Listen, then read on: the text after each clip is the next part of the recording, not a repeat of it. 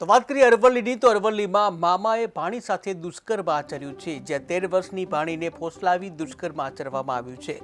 જંગલમાં લઈ જઈ હેવાનિયત આચરી હતી, ત્યારે પોલીસે નરાધમ મામાને પકડી પાડ્યો, જ્યાં ગણતરીના કલાકોમાં જ આરોપીની ધરપકડ કરી આગળની કાર્યવાહી હાથ ધરાઈ. 25 फरवरी को टिंगटोई पुलिस स्टेशन विस्तार में एक इंसिडेंट ऐसी बनी जिसमें सगे मामा ने ही अपनी जो भांजी है उसके ऊपर दुष्कर्म किया. उसके आधार पे टिंगटोई पुलिस स्टेशन में एफआईआर रजिस्टर हुई है और जो आरोपी है, जो एक्यूज्ड है, वो भी उसको भी अरेस्ट कर लिया गया है और आगे का इन्वेस्टिगेशन चालू है. ગત 25 ફેબ્રુઆરીના રોજ ટિંગટોઈ પોલીસ સ્ટેશન વિસ્તારમાં એક ઘટના એવી બની કે જેમાં સગા મામા દ્વારા પોતાના બેનના ઘરેથી પોતાની સગી ભાણીને પોતાના ઘરે લઈ જતા વચ્ચે રસ્તામાં એક ગામની સીમમાં એમની સાથે એમણે દુષ્કર્મ આચર્યું.